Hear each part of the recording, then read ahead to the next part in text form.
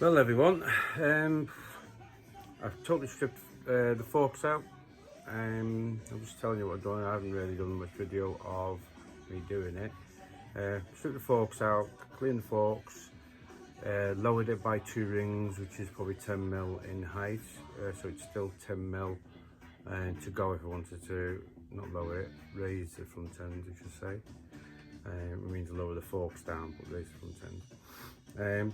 And I then took the wheel off, cleaned it all, took the discs off, cleaned behind the wheel because it's always a bit finicky to try and get some of the bad stuff.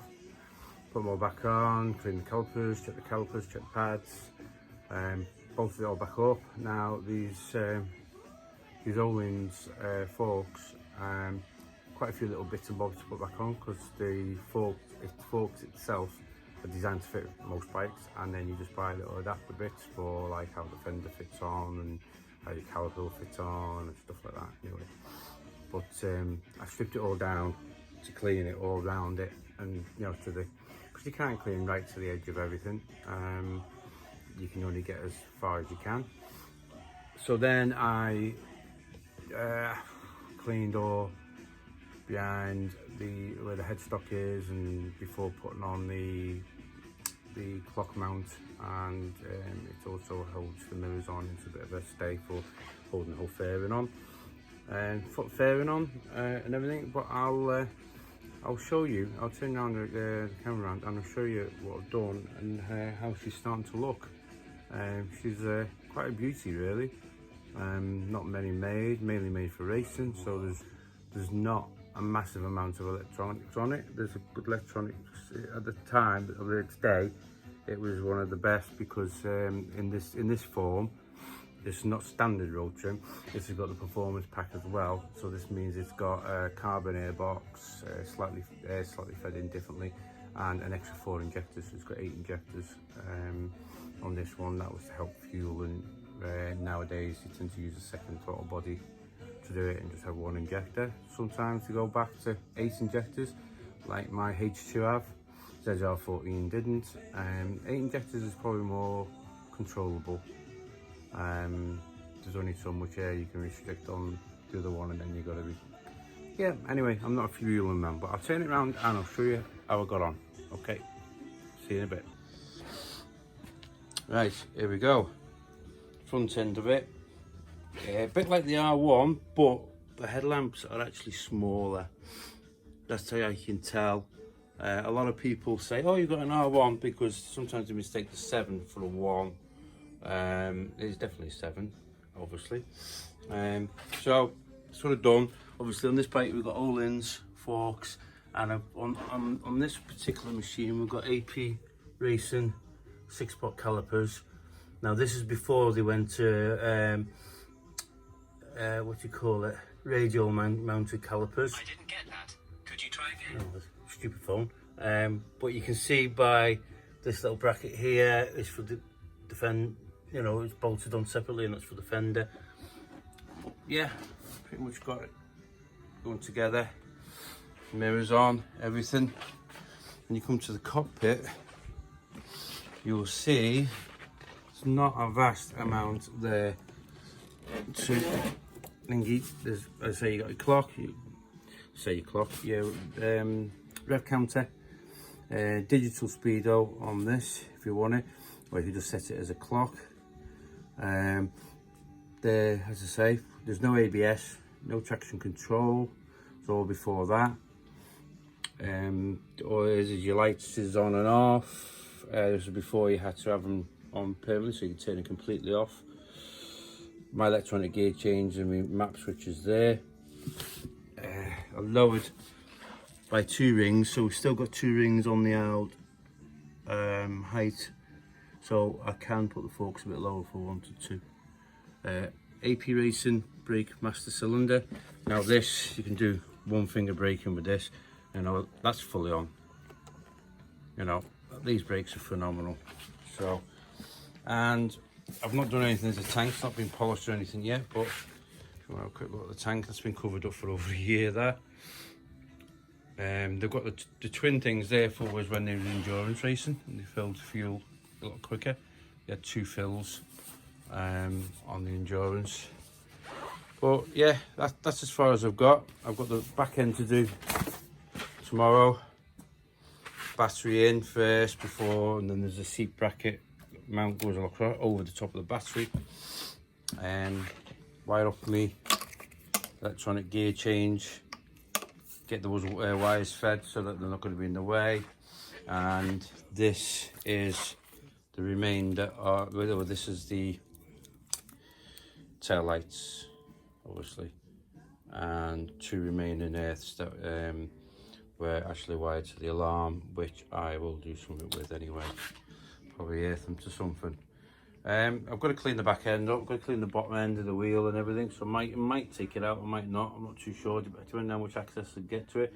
The disc on the back's quite small, so I can get some good access this side, and if I can get all the way across the other side, I'll leave it in. Try and get some of the swing arm up a bit better than the grey look down there. I have cleaned a bit with the brake cleaner, but what I'm going to try and do is some, that bumper shine. It works quite well. Doing it on the mirrors, and the mirrors come up quite nice. As you can see, come up quite nice. How long they'll stay nice, don't know. But there you go. Anyway, I'm going to get gone. I am absolutely knackered and sore as hell at the moment. Speak to you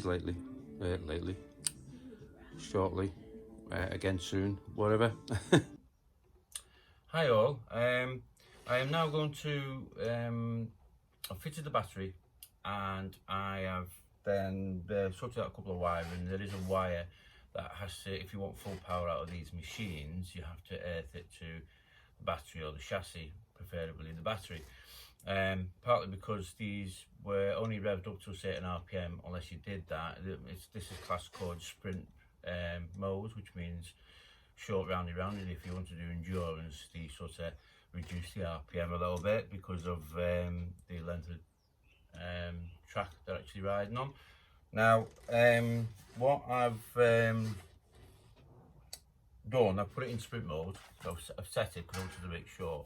And also, I had to put a new ring on it.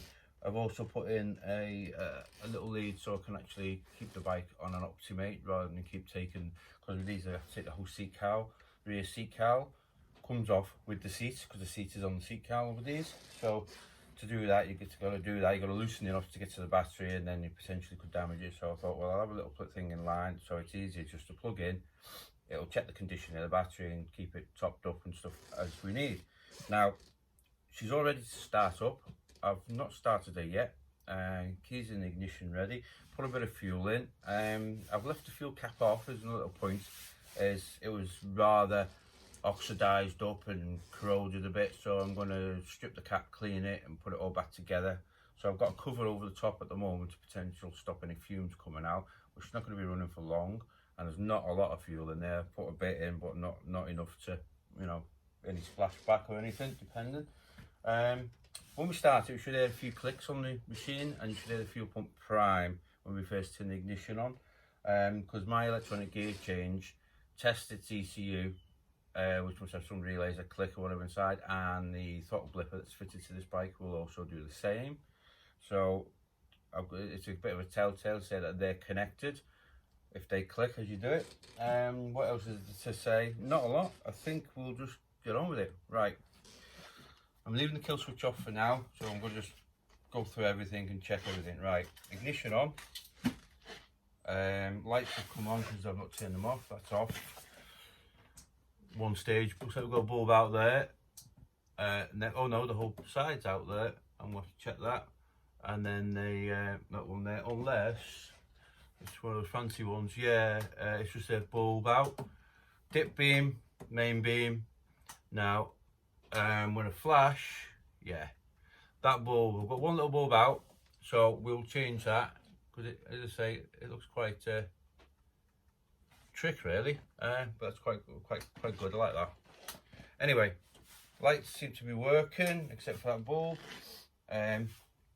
Horn, it's going through a few things because it's going to be going for its MOT. Oh, got a very sticky clutch. It feels like that potentially, because it happened with the R1 on these, as a lot of people will know. Stood for any length of time, clutch plates can stick. Now this has had a brand new clutch fitted to it before I bought it, but that was 4 years ago, and the bike's not done any miles. It's been to MOT, ready to use 1 year, and we never got to it. We had problems. We found that we needed to just run the fuel pump. Now neutral lights come on there. Telltale's working there, it's flashing fast because the rear's not on. No management, well, I don't know yet. Put kill switch on now. Yeah, the 2 clicks. I can hear the fuel pump priming. No engine management lights on, which is a good sign. Manual choke on these still, even though they're a fuel injected bike, one of the first. Manual choke on the Yamahas, as most of them probably say when they're old school, are down near your knee on your left hand side. So I'm going to put a little bit of manual choke on, not going to put too much just because I just want to see how she starts with not much on. Right, here we go. Look at that. First time off the button. Not been started for 18 months. Now the choke's a bit low. There we go, high choke, a bit better. Might leave it running for a little bit. Tick over. Let all the oil move around, a bit fumey. See me pop from that, it's not for going to 19, it's just fume. So yeah, that's a good sign. The only other thing I've got to test at some point is that earth wire is working.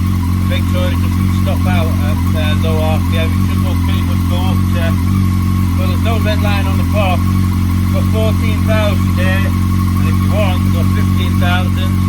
Well, once we get up to about 12, 13,000, I'll be happy with that. But I'm not going to do that now. We need to warm up. So I think that's it. I think we'll let it warm up, and then I'll get back to you again.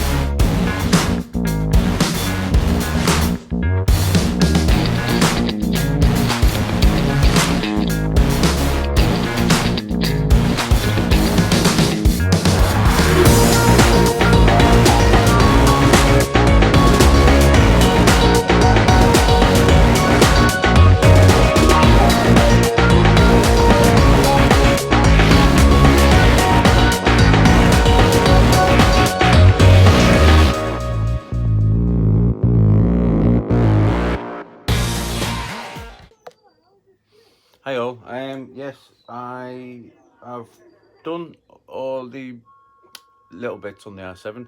Now I'm coming to the bit where I need to cut that fairing to fit the Olin's damper. Now, as I say, all the new bolts are in and the battery thingy on, the seats on, as you can see from there, and it's just a matter of cutting this hole. Well, it's like a little cutout. I'll show you anyway. I'll show you now. Hi, well the steering dampener clamps on to the fork extension and comes along this way to a cutout here. You see with that piece of foam that stops it. Now, ignore this little bit, that was a bit wrong, but that is about the size I need to cut out, maybe a bit smaller. I'll go smaller first, and then I can always take away, kind of never add, if you know what I mean, and then I'll have to polish that rest of that out.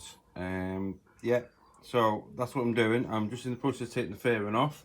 Say a couple of bits off. I've got to take the mirrors off and the front bolts at the front, and then the fairing should pull away. The only other thing I'll have to do on the way off is unplug the indicators, and that's it. So okay, I'll crack on with it. Well, here we go. I've done the cutout. I'm just going to show you now. Here we go. There's the cutout there. We'll focus in on it a bit better. Yeah, I've measured it. It seems to be deep enough. If it does need to go deeper, it won't be much more. So I am going to try and put the fairing on and the dampener on and see see where we go from there. Try to round it off on the inside, as you can see, but you can't round it off on the edge like that because you'll move the paint off. So I just done it pretty square to the thingy, but rounded these corners off a little bit. Right, okay, we'll put it on and see what happens. Hi all again. Right, the plate thingy wasn't the cutout on the fairing wasn't quite where it was. It needed to be a little bit more on that edge there, so I had to move it over a little bit that way, and I've tried to round it as best as I can. And also, I'll be totally honest, as I was putting it in, I nicked a little bit here, so then I sort of smoothed it off that way. And also it'll help for putting it in, because you got to sort of obviously bend past there, but then you need to go past it to be able to slot everything in. So it will help, and we'll see what it looks like when it's on anyway. It's all cut now, nothing else I can do about it, so we'll just right, hopefully third time lucky. What happened is the mount for the damper was so tight up against this, so it had to go. This had to go further in, as that the fairing wouldn't bolt up properly, and also sometimes I have to move just a little bit now and again. That's why it's on a rose joint, and there was no way of it being able to move. So I've took another 4 or 5 mil off, and we're going to see where we are there. As I say, it's a slow process because I don't want to take too much off, but I want to try and take enough off to sort it out. But anyway, that's where we're up to. The R7 obviously has got no fairing on. That's what it looks like without the fairing on. You probably saw it in one of the earlier videos. To get it past, I tried to put these bits here, these bits underneath there to start with, and then you've got to go underneath the headlamp and then over the top of the radiator cap, and you have to try and do one on each side separately, and slowly do it, because you've got to pull each side of the fairing out to be able to get past these. And if you pull it too hard, you know what happens to fiberglass. So, but it is quite thick fiberglass, so we're not too bad on that respect. Right, I'll crack on. Well, everyone, it's back on. We had to do quite a bit of modification, because as you try and get the kick on the camera in the right way. As you see, it comes up quite a bit. So it works now.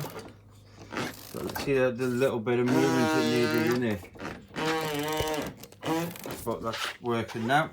That will help it stop it being a bit tank slappy, because I believe they are quite loose because they're designed for handling. So they turn quick, very quick. She turns very quick. All she needs now is a damn good polish, and I've got one quick release clip missing, which I've got some on the way.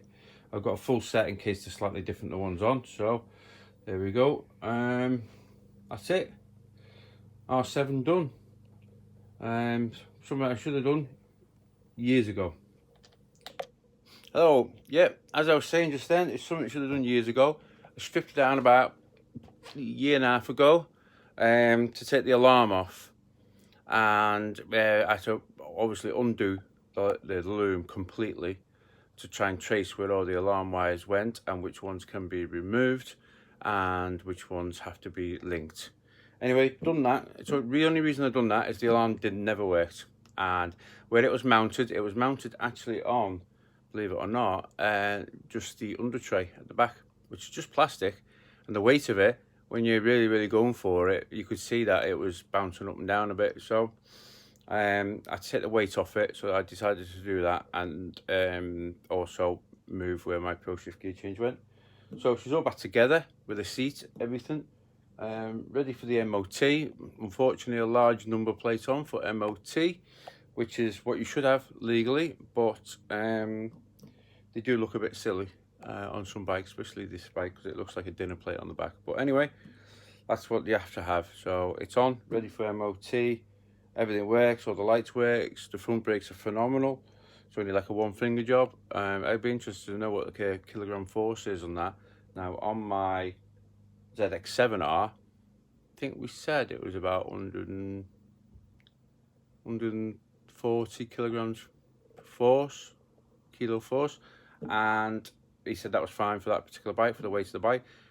But my ZX14 was something like 180 kilograms of force, very, very strong. But he said a lot of feel because it's got Brembo master cylinders and brakes on. Now this has got AP Racing front brakes and that, so it'll be interesting to see what they're like. Anyway, that's over and done with. Next particular job, I need to get onto the H2, but really I need to do some tidying up to be able to know where everything is before I start that. So I will see you again in the next video, and thank you very much for watching. Goodbye.